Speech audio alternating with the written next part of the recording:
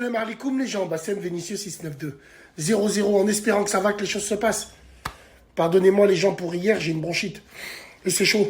Je déteste ça, les bronchites. Ce soir à la radio, on va parler des menteurs. On est tous des menteurs. Toi, lui, elle, l'autre. On est tous des menteurs. On est tous des menteurs parce que mentir fait partie de la vie. C'est un paradoxe quand même. Mentir fait partie de la vie et on a tous menti un jour pour nous. Et il y a plusieurs sortes de mensonges. Quand je vous dis que vous êtes des menteurs et que je suis un menteur, vous pensez directement au mensonge pour faire du mal ou au mensonge par intérêt. Non, mais on a tous menti par intérêt. On a tous menti par nécessité. On a tous menti pour dire la vérité. C'est un paradoxe quand même. Hein. Tu mens pour dire certaines vérités. Hein. Parce qu'à ce qui paraît, toute vérité n'est pas bonne à dire. Et c'est carrément vrai. C'est carrément vrai parce que quand en face de toi, tu as des gens très susceptibles, eh ben la vérité, elle n'est pas bonne à dire. Moi, tu vois, je fais partie de ces gens où quand on me dit la vérité, je suis quelqu'un qui reconnaît les choses. Quand on me dit la vérité sur certains trucs, je te jure que je prends ça comme un vrai défi. Comme un vrai défi où je me dis, il faut que je change tout ça. Mais il y en a d'autres, quand tu leur dis la vérité, ils se braquent. Quand tu leur dis la vérité, ils te font passer pour un menteur toi-même. Mais j'ai envie de te dire, qu'est-ce qu'elle vaut ta vérité à toi contre les gens? Est-ce que, par exemple, il y en a, ils sont, comment te dire, ils sont plus légitimes à dire la vérité que d'autres? Je sais pas si tu vois ce que je veux dire. C'est pour ça que le mensonge et mentir fait partie de la vie. Moi-même, j'ai menti par nécessité. Au travail, je trafiquais mes CV. Au début, quand j'avais pas d'expérience, je trafiquais mes CV. Je rajoutais des expériences. Je disais que j'avais fait ça. Je disais que j'avais fait ci. Je m'en rappellerai toute ma vie, le premier tube que j'ai soudé, par Allah le Tout-Puissant, quand je suis arrivé dans la boîte, elle pensait que j'étais un soudeur confirmé. Et j'ai appris sur le tas.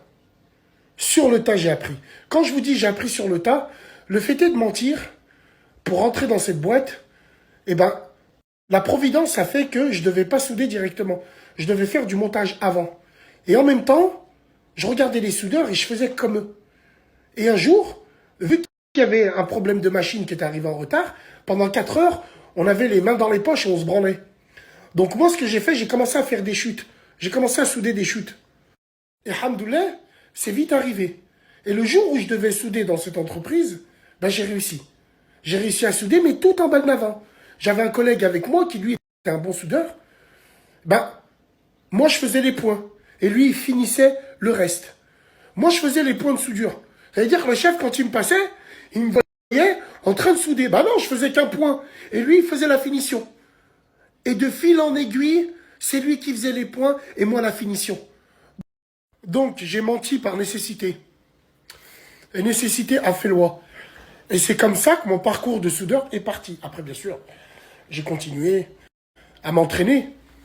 On a tous menti pour garder un sahab, ou garder une meuf, garder sa femme, voire. Bien sûr. Parce que surtout dans les couples, toute vérité n'est pas bonne à dire. Quand une femme ou un homme, il te dit, tu peux tout me dire. Absolument pas. C'est les personnes qui te disent, tu peux tout me dire, c'est eux qui te niqueront. Bien sûr que c'est eux qui te niqueront. Parce qu'ils emmagasinent. Ils emmagasinent toutes tes informations. Le malheur des uns fait le bonheur des autres. Ça, depuis la nuit des temps, on est comme ça. Donc, il faut qu'on dise qu'il y en a même qui mentent religieusement. Il y a un courant de chez nous, je parle pas du Coran, je parle un courant de chez nous où la taqiyya, ils l'utilisent souvent. Ils disent qu'ils sont sunnites alors qu'ils ne sont pas sunnites. Ouais. Et c'est autorisé chez eux. Le mensonge peut arranger énormément de choses. Ben, ça dépend comment il est pris. On peut mentir pour faire plaisir. Est-ce que tu te rends compte? On peut mentir pour blesser aussi. Ça veut dire, en mentant, tu peux toucher les deux. Est-ce que, quand tu dis quelque chose que les gens vont entendre, est-ce que tu les blesses? Non. Il n'y a que la vérité qui blesse. Il n'y a que la vérité qui blesse. Et comme on sait qu'on n'aime pas blesser les gens, donc on est obligé de mentir. Mentir sur son physique. Il y en a, ils mentent sur leur physique. Regarde toutes ces clochardes. Elles se refondent partout. Plastique, ils se fantastiques. Botox, mes couilles. Regarde tous ces mecs qui carrément mettent des trucs pour paraître plus gros ou plus grand ou ainsi de suite. On ment tous, on est tous des menteurs. Et le débat de ce soir, c'est ça. C'est le mensonge. Est-ce qu'on doit vivre avec le mensonge? Parce que celui qui ment pas dans la vie, il va se faire niquer un jour ou l'autre. Parce qu'il est entouré que de menteurs. C'est ça qu'il faut se dire. Ceux qui ont compris le fond du débat, laissez-moi vos numéros, on en parle.